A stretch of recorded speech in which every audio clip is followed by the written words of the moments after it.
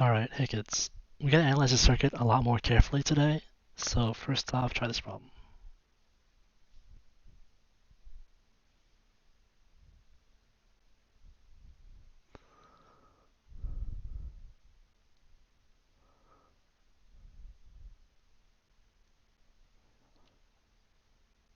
The answer is choice 2.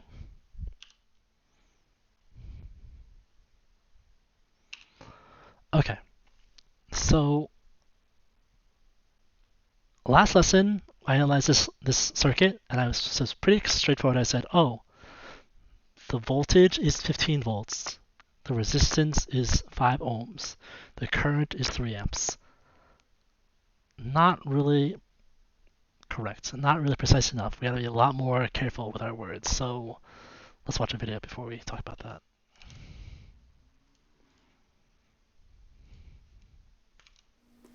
Hey guys, here we have a used 9 volt here, and if we take an alligator lead and we short the battery out, you see a little bit of a spark. I don't know how well it's showing up on the video there, but you can see just the faintest of spark. So I got an idea. So I had more than one of these, right? So I have a 9 volt battery here, and if you take another one here and you don't do this dumb trick that we all did when we were little, but you shift this over and you put these in series, now you have the voltage from this one and this one. So now if you take the same alligator leads, now you probably have a little bit of a bigger spark. Get the camera here. It's just a hair bigger. So then I was thinking, well, what if I have, a couple of these things laying around? Let's see how big of a spark I can make. So let's find out. So it turns out that I had about 244 of these guys laying around. And so as you can see here, if this doesn't make you dizzy, what I've done is I just put these guys all in series. I put all the leaves in my table, and I ran out of room, so I made a second column up top here and just connected them with jumper cable. So I did a measurement. Now theoretically, this is a lot of volts. I didn't even do the measurement, but it's 244 batteries. These are used batteries. They're not all new. I didn't buy these. I don't have that kind of money or spare time. But I did a voltage reading with my meter in chunks, and it's about 2,000 volts DC. So we're going to hook this up and we're going to see what kind of arc 2,000 volts DC gives. Alright guys, this is about 2,000 volts. You can see my alligator clip's a little bit charred because I just did this a little bit ago, but here, I just want to show you this is what happens when you arc these things. That's, it's quite a bit there. I don't know if you can see that. I'm going to back this camera up here.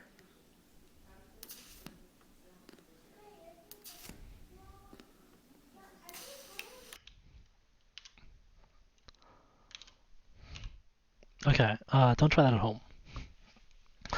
Basically, he took multiple batteries and connected them. So instead of a circuit like this, he made a circuit like this.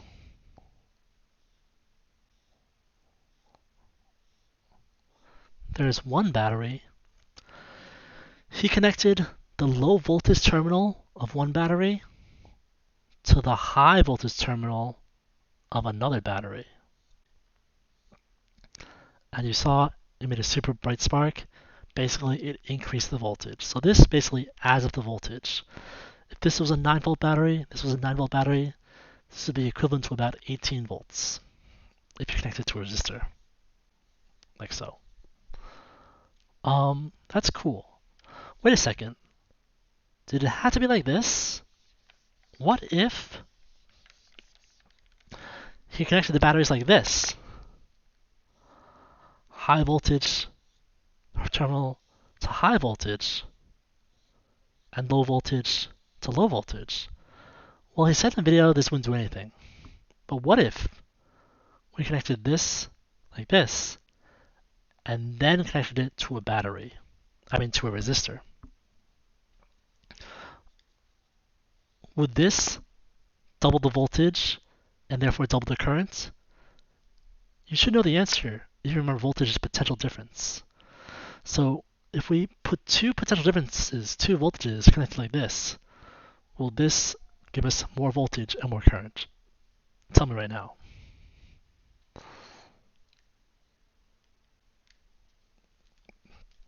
What do you think, baby? Will this increase the voltage? If I have 9 volts here, 9 volts here is 18 volts? No, it's not. It's not. Why not? Because it's potential difference. Yes. Very good. The potential difference is the difference in energy from here to here. So the charges in this wire compared to the charge in this wire differ by the voltage of this battery.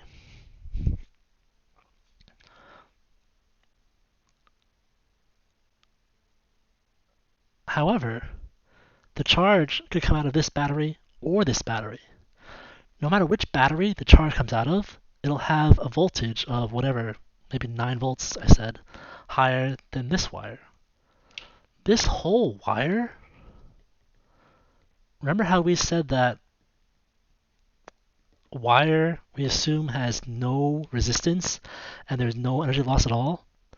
This whole wire is only this many volts, 9 volts, higher energy than this whole wire. So, if this is a 9 volt battery, this is a 9 volt battery, the voltage of this top area is only 9 volts, not 18. In my other picture,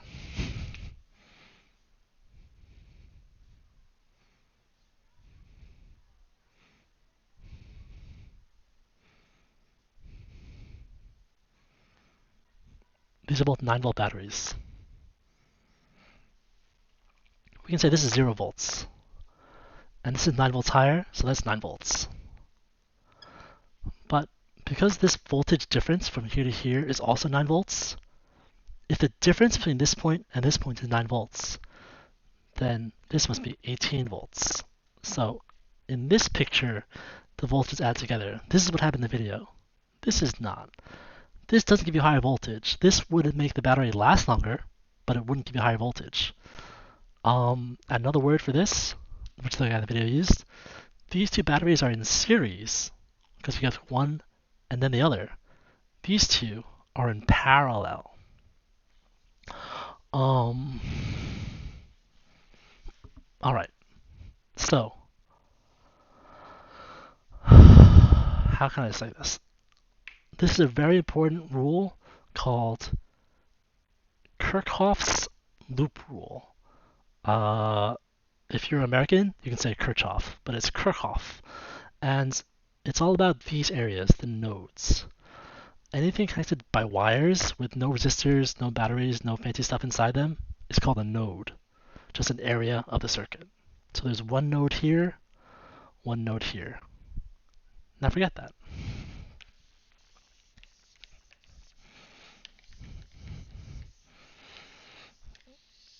Let me change the numbers to make it nice. Let's say we have a 9 volt battery, just like in the video, and let's say we have a 3 ohm resistor. We gotta find the current. Okay, I know you're all gonna say, oh, just use Ohm's law. V equals IR, 9 volts, 3 ohms, 3 amps. That's the right answer, but it's not the right method. You have to be really careful with your wording. So, in this circuit, there are two nodes. This is a node, I'll call it the bottom node, and this is a node, I'll call it the top node.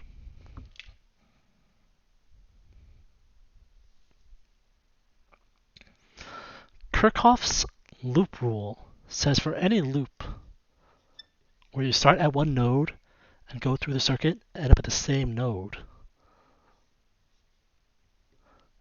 the potential difference must be a certain value. What's the potential difference, or the change in energy, if you start at one place and go in a loop and end up exactly where you started? 0. Yes, good job. 0. 0 volts. For any loop, the change in voltage is 0 volts. So let's do that starting here at the bottom node.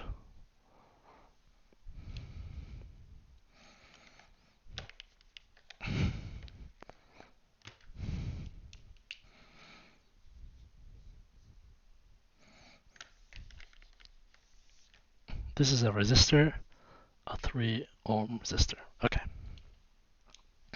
So I'm at this node. I want to go in a loop. Let's say a clockwise loop. It doesn't matter which you pick. If I want to go from this node to this node, following my loop, I have to go through the battery.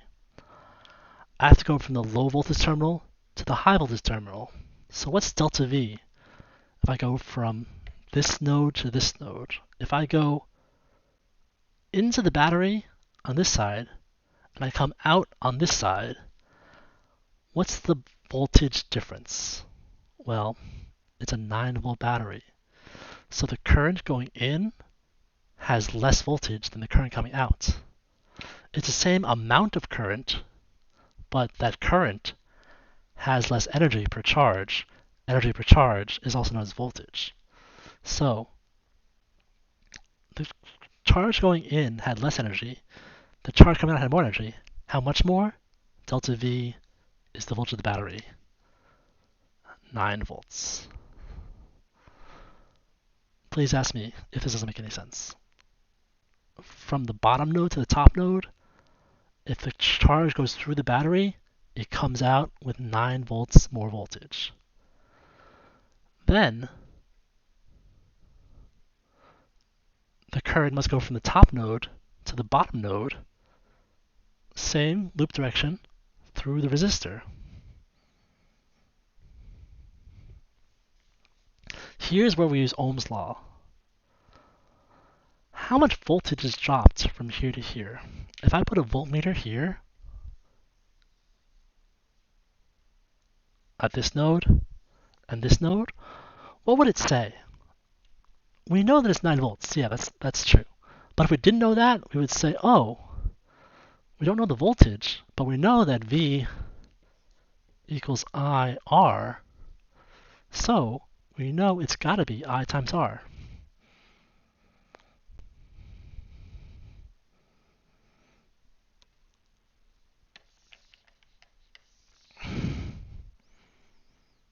I times 3 ohms.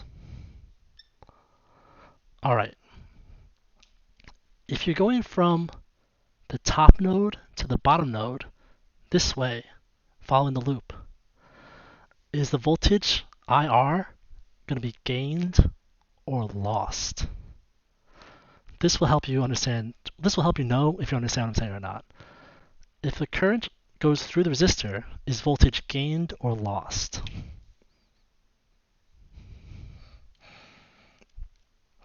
Well, Hazel, is voltage gained or lost? It's lost because charge flows from high to low energy, just like water or rocks or stuff. Yeah. Water flows downhill from high energy to low energy. Rocks roll downhill from high energy to low energy. Current flows down voltage. So we are losing voltage equal to I times R. Please ask me to go over in class if you're not sure what's going on, because this is what next project's about. So yeah, 0 equals 9 volts minus I times 3 ohms. 9 volts equals I times 3 ohms. Technically, we are right, just V equals IR. I equals 3 amps. But that is not the case if we saw what we did in the video. So let's say we're doing, we're going to use two batteries, just like in the first part of the video where he only had 2 batteries. Not the like 200 batteries. That's just crazy talk.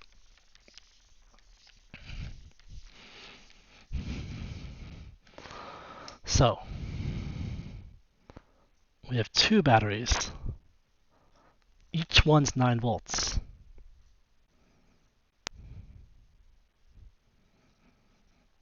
And then we have a resistor. Let's say it's clockwise current again.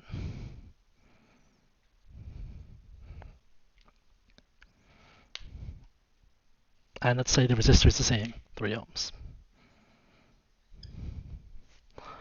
Okay, we got the same rule.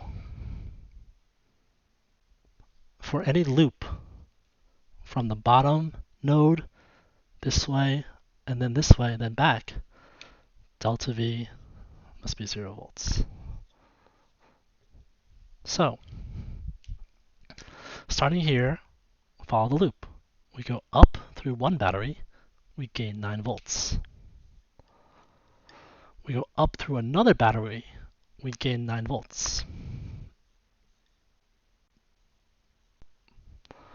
Then we have to drop. We have a voltage drop because current goes from high to low. So we lose voltage IR, I times 3 ohms.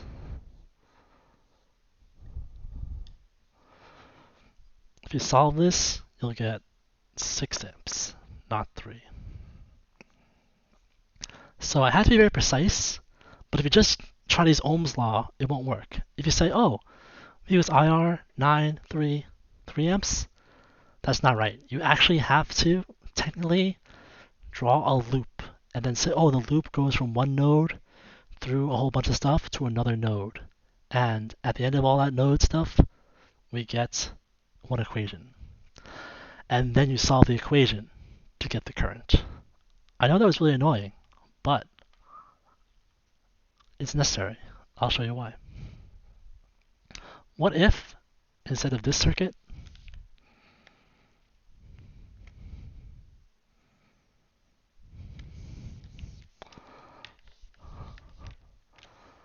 we had a crazy circuit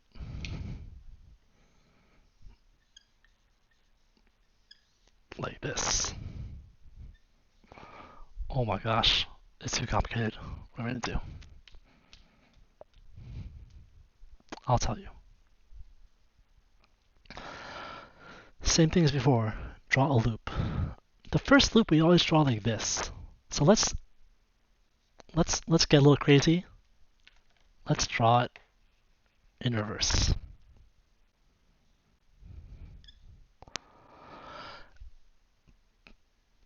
This is our first loop, but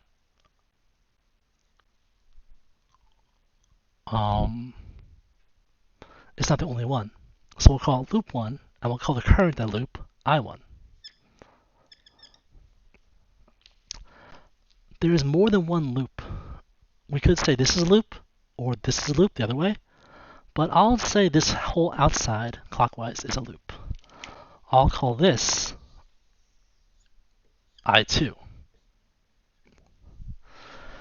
We're going to solve this problem with two equations for the two loops. So first one, it's pretty similar to what we had before, except now things will be negative because I made the loop backwards. So since we start at the top, let's say we start,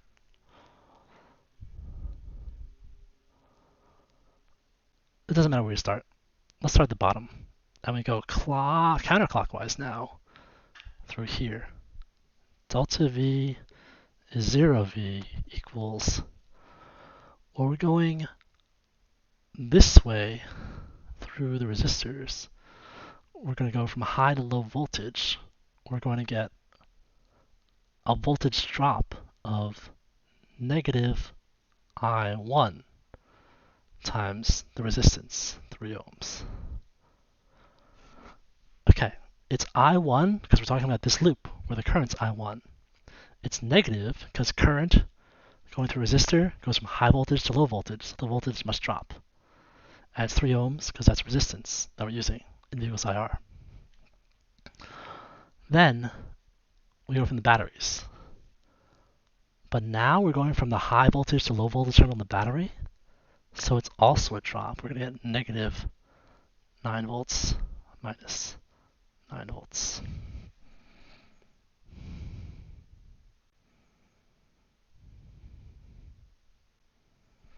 Okay, this is going to look a little weird, but I think it's going to be good. We actually get the same answer as we did before.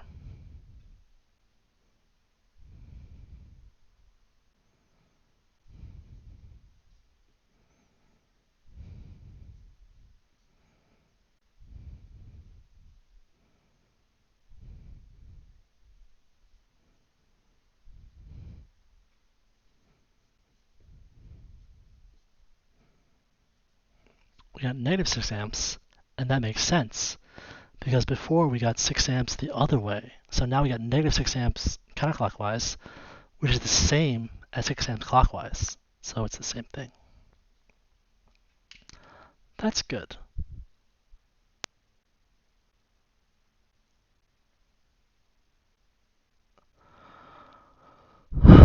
Now something a little weird.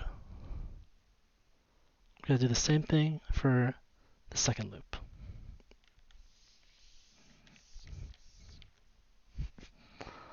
Let's start at the bottom node, go around. Delta V equals 0 volts equals plus 9 volts plus 9 volts minus I2 times 6 ohms. This should work no matter what loop I pick and no matter what direction loops are, but this way works out nicely. 18 equals 6 times I2. I2 equals 3 amps. Okay, so this is a very weird picture. We know I1 is 3 amps. We know I2 is 6 amps. How much current is coming out of the battery? What's this I? I could call it I3, but I'm going to call it I battery.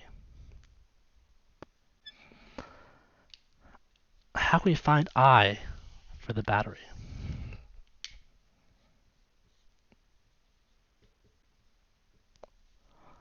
It's not I2, and it's not I1.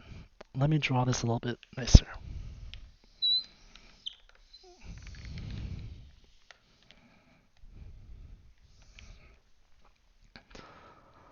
I1 we found to be 6 amps. So let's focus in right here. If I1 is current going in this loop, then bam, this is I1. That's 6 amps. We also found the current in the big loop clockwise.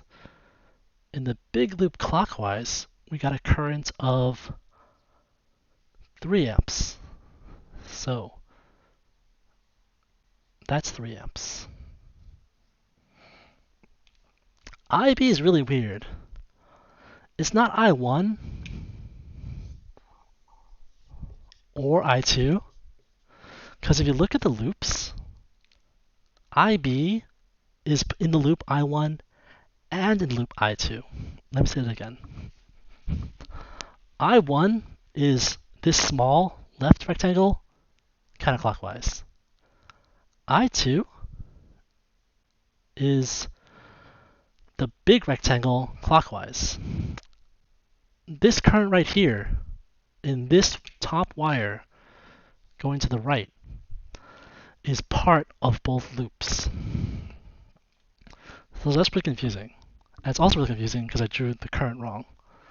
I1 was negative 6 amps, so this should be negative, or in other words, it should be like this. I'll definitely do a practice problem for you in class if you want, which I hope you do. Look at this picture.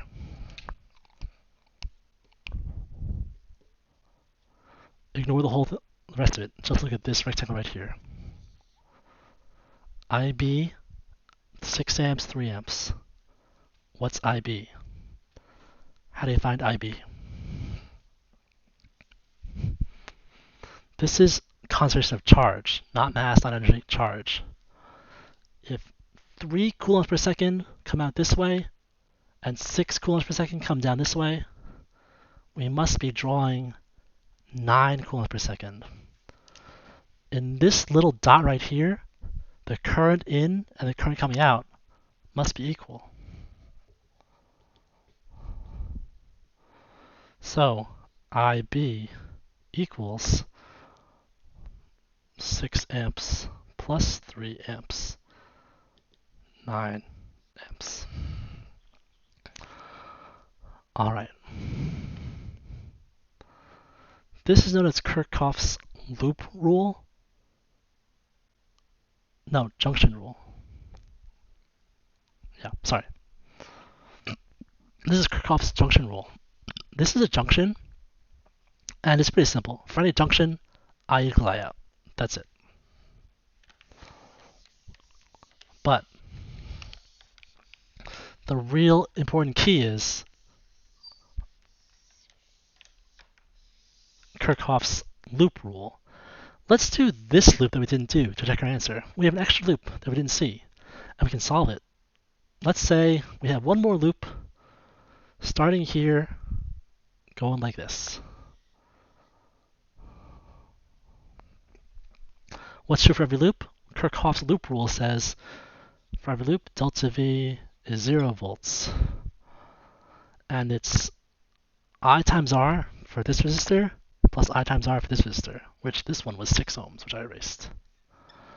And because I'm amazing, it's going to work out.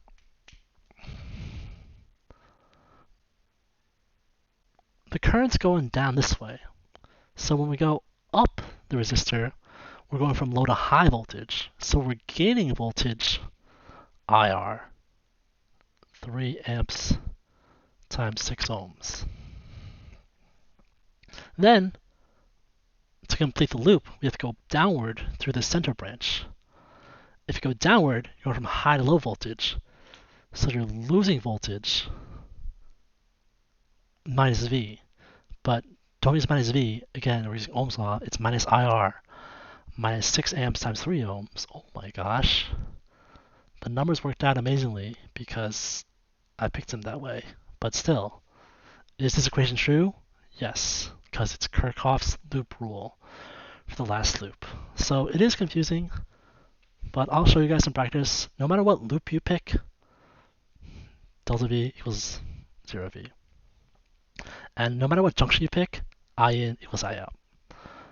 And basically you take those two equations and you set up a system of equations and you can solve any complex circuit.